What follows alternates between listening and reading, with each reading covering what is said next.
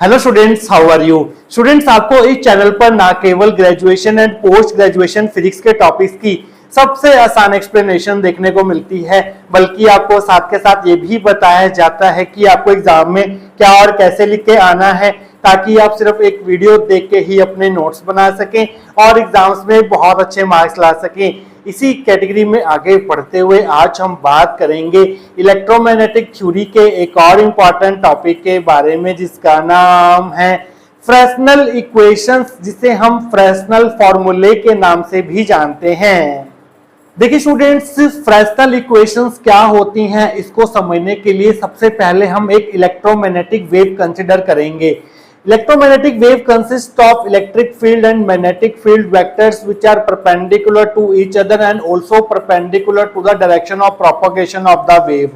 तो यहाँ पर हम क्या करेंगे स्टूडेंट्स, एक इंटरफेस कंसिडर करेंगे। ये हमारे पास एक इंटरफेस है जो कि मीडियम 1 को मीडियम 2 से सेपरेट कर रहा है।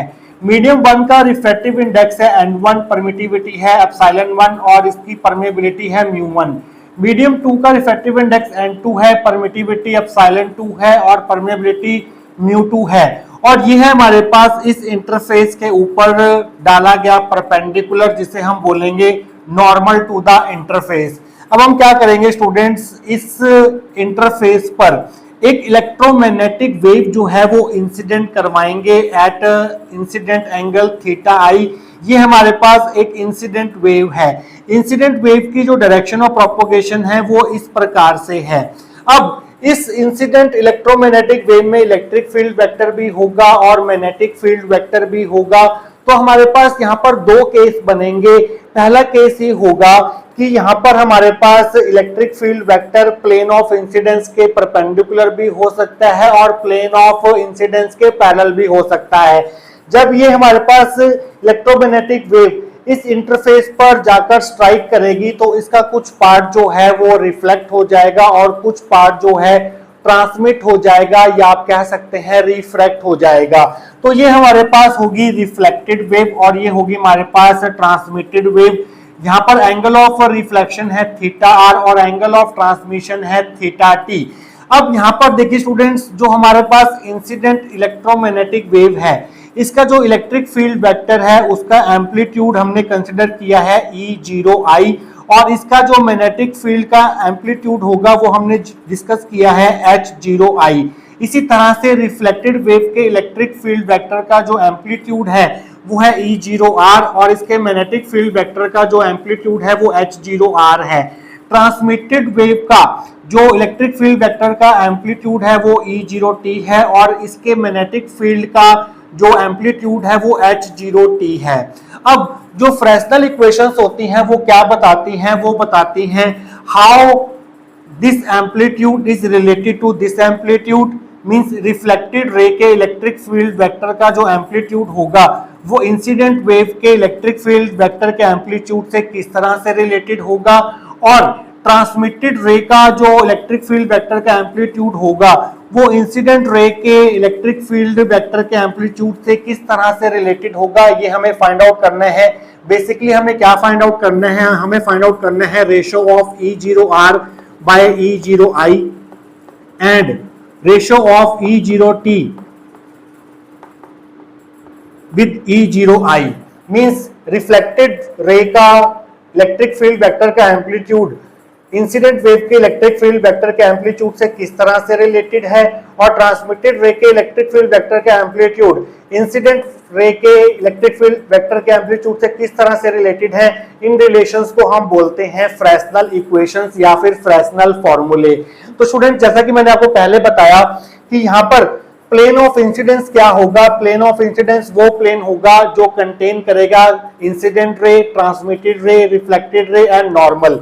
तो ये जो हमने डॉटेड लाइन में ये प्लेन ड्रॉ किया है ये हमारा प्लेन ऑफ इंसिडेंस है, जो कि incident ray, reflected ray, transmitted ray and normal to the interface को कंटेन कर रहा है।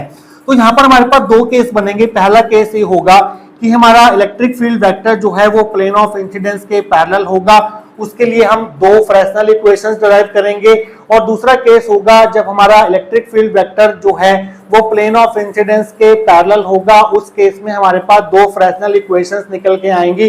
तो टोटल हमारे पास 4 फ्रेस्नेल इक्वेशंस निकल के आएंगी। आज के इस लेक्चर में हम पहला केस डिस्कस करेंगे जिसमें हमारा इलेक्ट्रिक फील्ड वेक्टर जो है वो प्लेन ऑफ इंसिडेंस के परपेंडिकुलर होगा। तो ये हमारे पास जो इलेक्ट्रिक फील्ड वेक्टर है वो प्लेन ऑफ इंसिडेंस के परपेंडिकुलर है।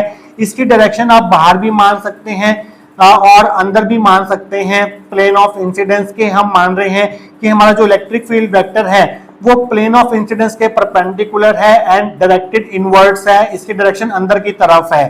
तो हमारे पास डायरेक्शन ऑफ प्रोपगेशन ये है, इलेक्ट्रिक फील्ड वेक्टर जो है वो डायरेक्शन ऑफ प्रोपगेशन के परपेंडिकुलर हो गया। तो मैग्नेटिक फील्ड वेक्टर की डायरेक्शन क्या होगी? मैग्नेटिक फील्ड डायरेक्शन जो होगी वो इलेक्ट्रिक फील्ड वेक्टर के भी परपेंडिकुलर होगी और direction of propagation of wave के भी परपेंडिकुलर होगी। और ये डायरेक्शन हम फाइंड आउट कर सकते हैं राइट हैंड थंब रूल से, जिसमें हमारा थंब जो है वो डायरेक्शन ऑफ प्रोपगेशन बताएगा, जो पहली फिंगर है वो इलेक्ट्रिक फील्ड की डायरेक्शन बताएगी और ये जो हमारी मिडिल फिंगर है ये मैग्नेटिक फील्ड की डायरेक्शन बताएगी। तो हमारा इलेक्ट्रिक फील्ड अंदर की तरफ है और डायरेक्शन ऑफ प्रोपगेशन थंब की तरफ है, तो आपका मैग्नेटिक फील्ड जो है वो बाहर की तरफ होगा और उस मैग्नेटिक फील्ड को हमने इस तरह से शो किया है। इसी तरह से जब आप यहाँ पर right hand thumb rule apply करेंगे तो आपका इलेक्ट्रिक फील्ड जो है वो अंदर की तरफ होगा। ये वाली पहली फिंगर इलेक्ट्रिक फील्ड को बताएगी, थंब जो है वो डायरेक्शन ऑफ प्रोपगेशन को बताएगी और ये जो हमारा मिडल फिंगर है वो हमारा मैग्नेटिक फील्ड वेक्टर की डायरेक्शन बताएगी। तो मैग्नेटिक फील्ड वेक्टर जो है वो इस तरह से होगा। अगेन जो हमारा मैग्नेटिक फील्ड वेक्टर है वो electric field vector and direction of propagation of the wave के परपेंडिकुलर है। यहाँ पर आप right hand thumb rule apply करेंगे तो आपका इलेक्ट्रिक फील्ड अंदर की तरफ है, डायरेक्शन ऑफ प्रोपगेशन ये है, तो आपका मैग्नेटिक फील्ड वेक्टर जो है वो इन दोनों के परपेंडिकुलर हो जाएगा। तो इसकी डायरेक्शन जो है वो कुछ इस तरह से होगी। तो स्टूडेंट्स डायग्राम तो आप एग्जाम में ये बना के आएंगे। आइए देखते हैं कि इसकी थ्योरी को आप कहां से स्टार्ट करके आएंगे। तो सबसे पहले आप डिफाइन करेंगे आखिरकार फ्रेस्नेल इक्वेशंस क्या होती हैं। The equations relating the amplitudes of electric field vectors of reflected and transmitted waves with that of the incident wave are called Fresnel equations or Fresnel's formulae।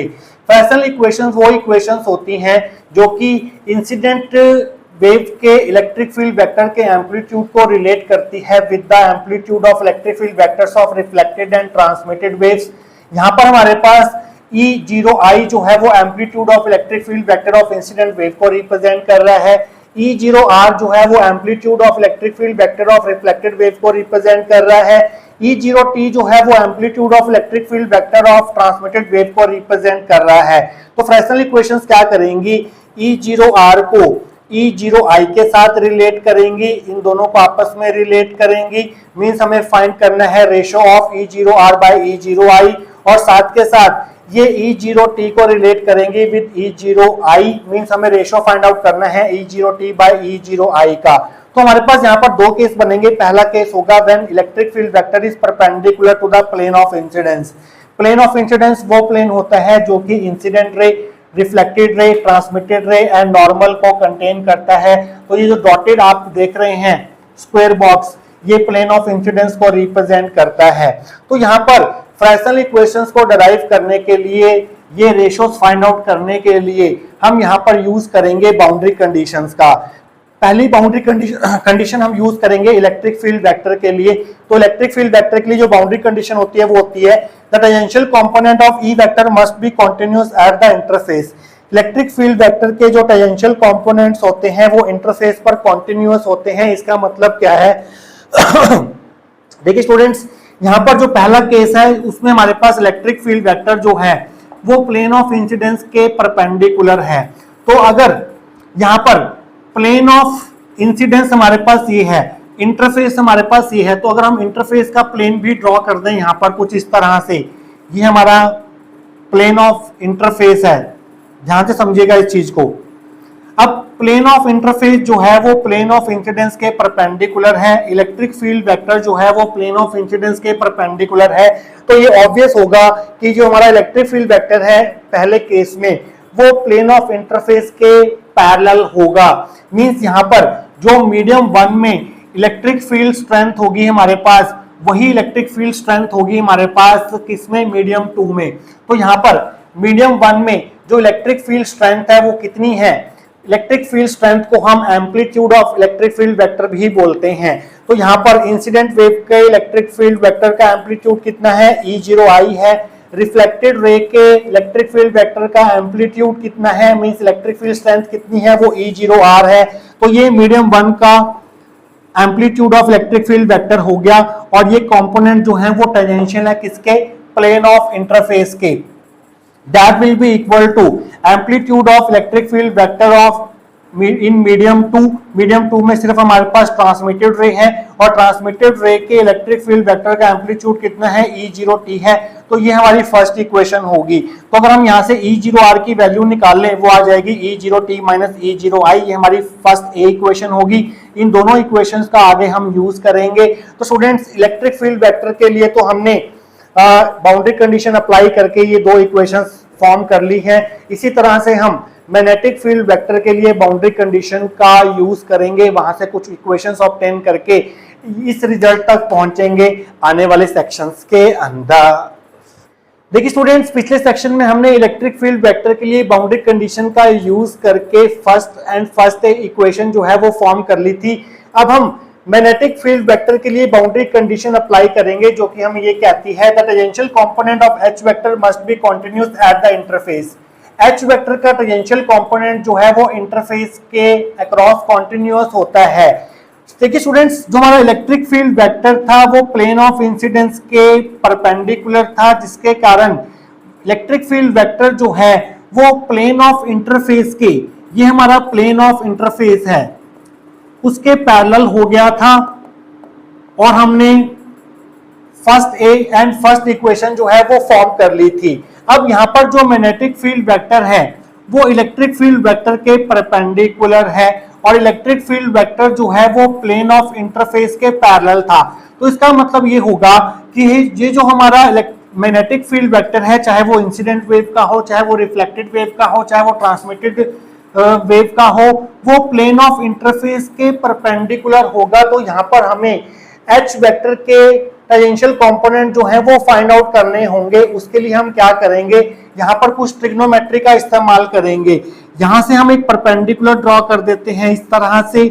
अगर ये एंगल 90 डिग्री का हुआ, ये normal हमने draw किया तो ये 90 degree का हो गया, तो ये एंगल कितना होगा, ये होगा हमारे पास 90 माइनस थीटा आई, ये हो गया हमारे पास। बट H वेक्टर और डायरेक्शन ऑफ प्रोपगेशन जो है वो एक दूसरे के परपेंडिकुलर है। ये टोटल एंगल हमारे पास 90 डिग्री का है, तो ये एंगल 90 डिग्री का है और ये वाला एंगल 90 माइनस थीटा आई है।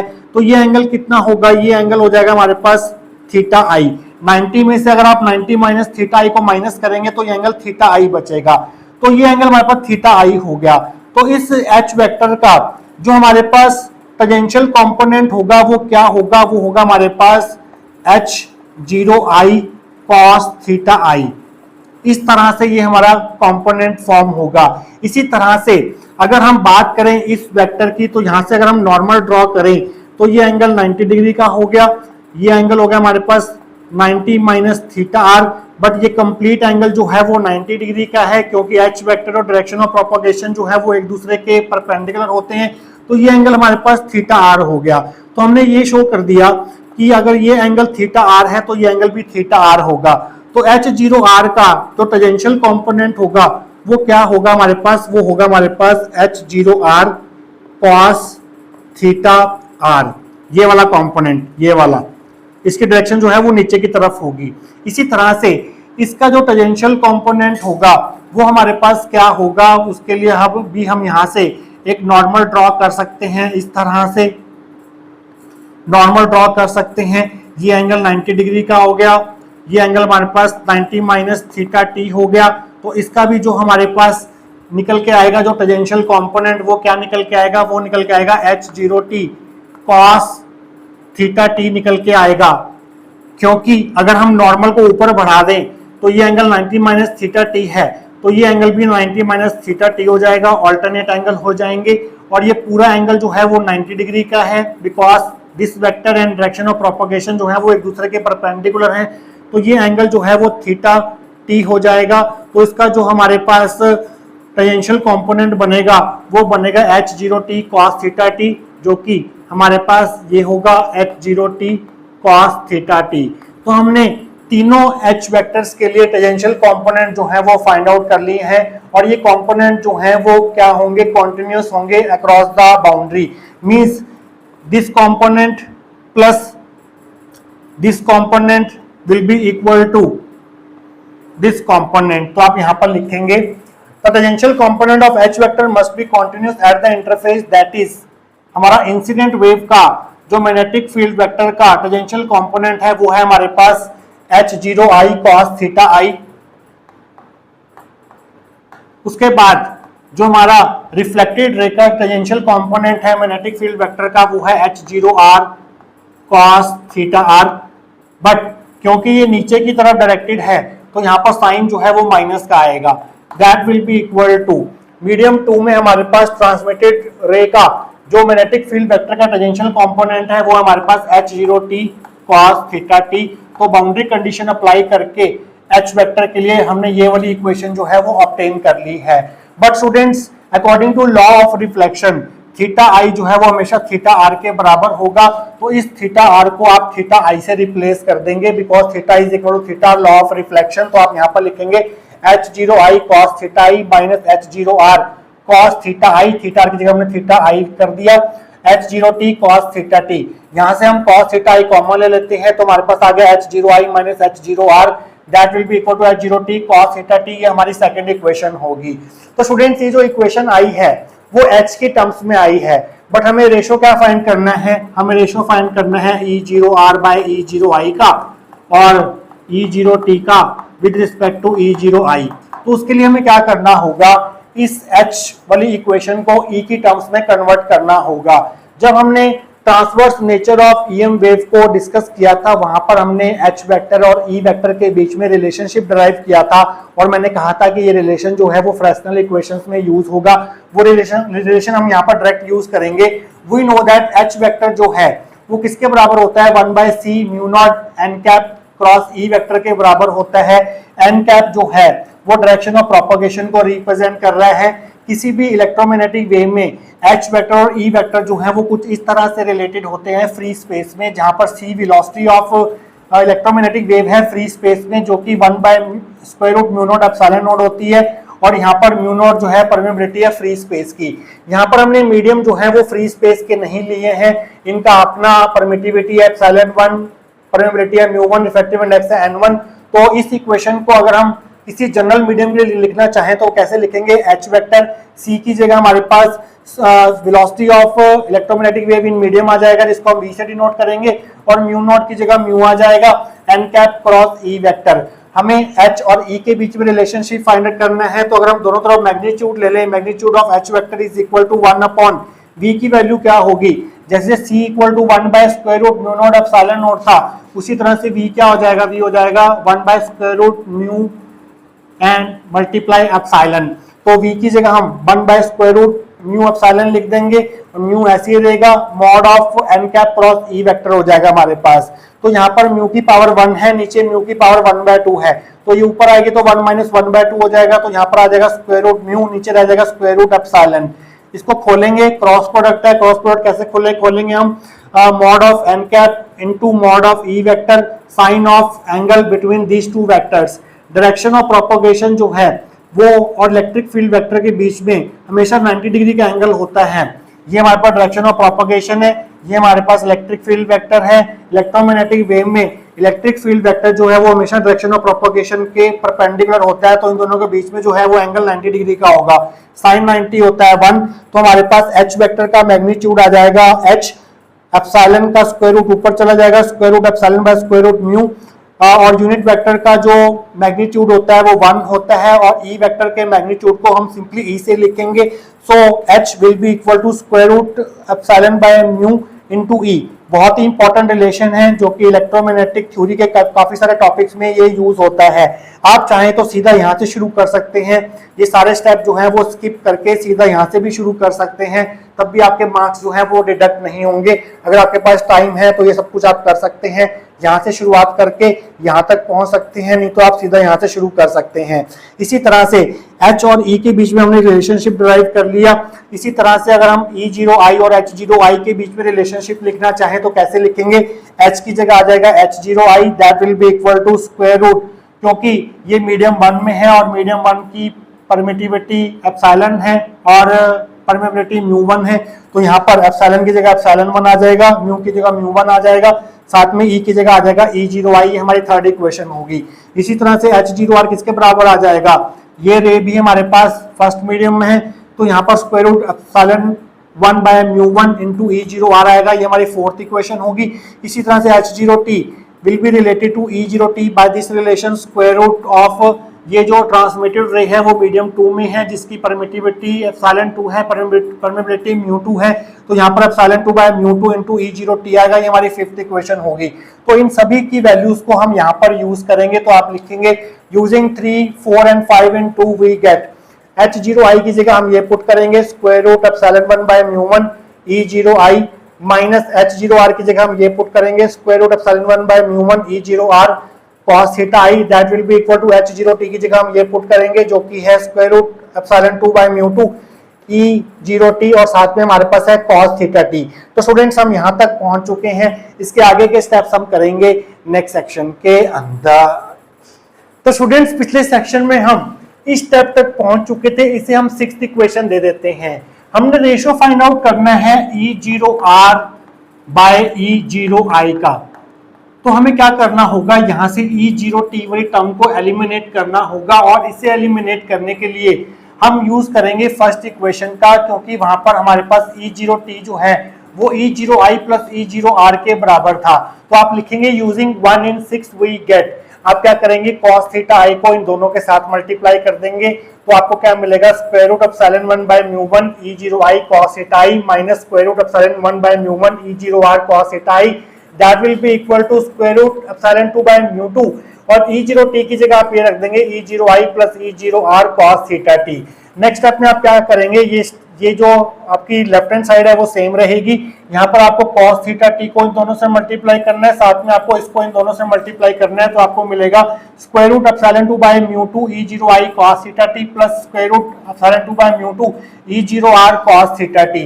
अब आप क्या करेंगे स्टूडेंट्स, यहाँ पर E0I वाली टर्म्स एक तरफ करेंगे और E0R वाली टर्म्स एक तरफ करेंगे, तो आपको मिलेगा square root epsilon 1 by μ1 E0I cos theta I, E0I वाली टर्म ये है और यहाँ पर E0I वाली टर्म ये है, इसको इधर लेके आएंगे तो ये माइनस की हो जाएगी, minus square root epsilon 2 by μ2 E0I cos theta T, that will be equal to, ये टर्म आप ऐसे ही रखेंगे square root epsilon 2 μ2 E0R cos theta T plus square root epsilon 1 by μ1, ये टर्म उधर जा रही है प्लस की हो रही है E0R cos थीटा I, यहाँ से आप E0I कॉमन ले लेंगे तो अंदर आ जाएगा square root epsilon 1 by μ1 cos theta I minus square root epsilon 2 by μ2 cos theta T, that will be equal to, यहाँ से E0R कॉमन ले लेंगे तो यहाँ पर आ जाएगा square root epsilon 2 by μ2 cos theta T plus square root epsilon 1 by μ1 cos theta I, E0R common आ गया।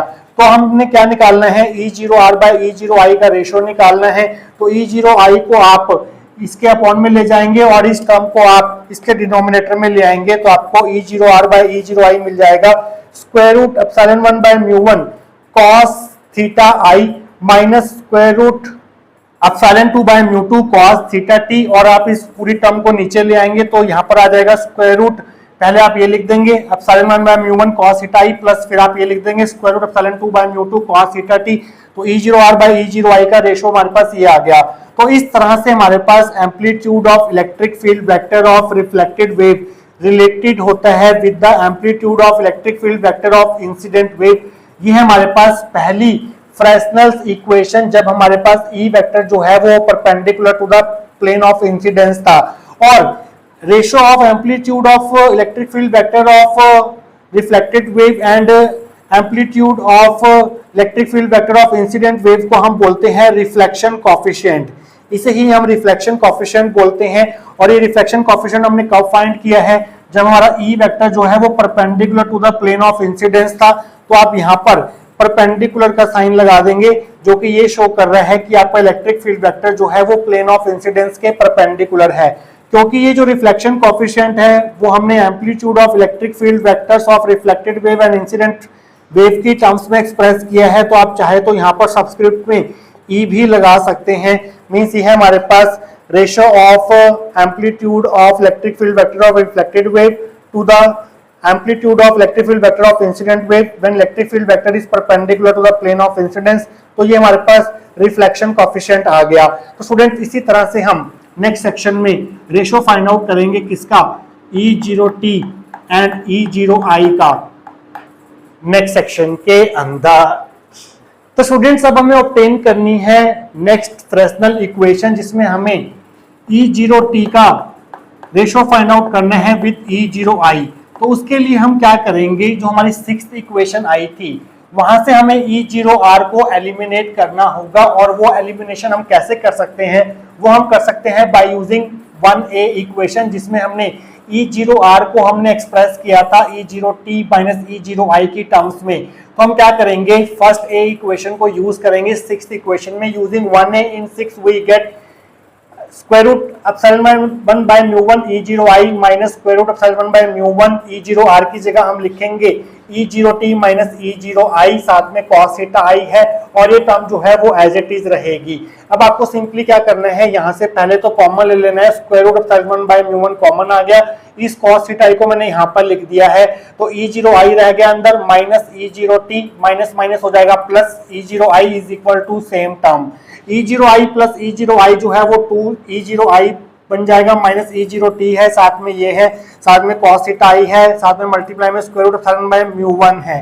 तो आप क्या करेंगे, अब आप इन दोनों से मल्टीप्लाई करेंगे तो आपको मिलेगा cos theta i 2 E0i square root epsilon by mu 1 minus cos theta i square root epsilon by mu 1 E0t is equal to same term. अब आप क्या करेंगे स्टूडेंट्स, E0t वाली टर्म्स को एक तरफ करेंगे और E0i वाली टर्म्स को एक तरफ करेंगे। E0i वाली टर्म्स एक ही है तो ये ऐसी रहेगा, पहले आप इसको लिख देंगे, फिर ये टर्म माइनस की है उधर जाके प्लस की हो जाएगी, plus cos theta i square root epsilon by mu 1 E0t। हमें फाइंड करना है ratio of E0t by E0i। तो आप क्या करेंगे, E0i को E0t के अपॉन में ले जाएंगे और एक काम पहले आप कर सकते हैं, E0t जो है वो यहाँ से आप कॉमन ले लीजिए। E0t का आपने कॉमन ले लिया, इसी स्टेप में आप क्या करेंगे, E0i को E0t के अपॉन में ले जाएंगे और इस पूरी ब्रैकेटेड टर्म को इसके नीचे ले आएंगे। तो आपको मिलेगा E0t by E0i is equal to 2 square root epsilon 1 by mu 1 cos theta i, पहले आप ये टर्म लिख दीजिए, square root epsilon 1 by mu 1 cos theta i plus square root epsilon 2 by mu 2 cos theta t। तो ये हमारे पास आ गया ratio of amplitude of electric field vector of transmitted wave and amplitude of electric field vector of incident wave. तो इन दोनों के बीच में ये रिलेशनशिप होता है, इसे हम बोलते हैं सेकंड फ्रेस्नेल इक्वेशन। कब, जब हमारा ई वेक्टर जो है वो परपेंडिकुलर था to the plane of incidence. और इन दोनों के रेशियो को हम बोलते हैं transmission coefficient denoted by T, क्योंकि ये हमने इलेक्ट्रिक फील्ड वेक्टर्स के एम्पलीट्यूड की टर्म्स में एक्सप्रेस किया है, तो इसे आप टीई लिख सकते हैं।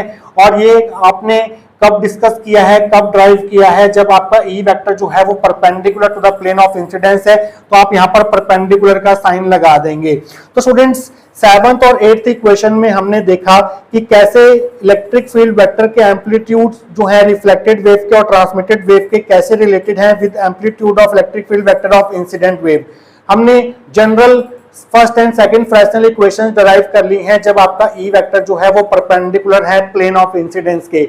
इसके next part of this video में हम क्या करेंगे, एक स्पेशल केस डिस्कस करेंगे जिसमें हमारे मीडियम जो हैं वो नॉन कंडक्टिंग मीडियम हो जाएंगे और उस केस में हमारे इन दोनों मीडियम्स की परमेबिलिटी μ1 एंड μ2 जो है वो बराबर हो जाएगी। उस केस में आपकी जो 7th इक्वेशन है मींस फर्स्ट फ्रेस्नेल इक्वेशन है और जो आपकी सेकंड फ्रेस्नेल इक्वेशन है 8th इक्वेशन, ये एक नए फॉर्म में हमें तब्दील होती हुई दिखाई देगी। वो हम ड्राइव करेंगे इस टॉपिक के नेक्स्ट लेक्चर में, पार्ट 2 ऑफ दिस वीडियो में। और साथ के साथ हम ये भी देखेंगे पार्ट 2 में कि आखिरकार इन दो फ्रेस्नेल इक्वेशंस की क्या इंपॉर्टेंस है, क्या यूजफुलनेस है, ये फ्रेस्नेल इक्वेशंस हमें किस इंपॉर्टेंट रिजल्ट्स की तरफ लेके जाती हैं, हमें क्या बताती हैं, क्या सिग्निफिकेंस है इनका, वो सब कुछ हम डिस्कस करेंगे पार्ट 2 ऑफ दिस लेक्चर में, जिसका लिंक आपको नीचे डिस्क्रिप्शन बॉक्स में और ऊपर आई बटन में मिल जाएगा। मिलेंगे पार्ट 2 ऑफ दिस लेक्चर के साथ। Till then take care.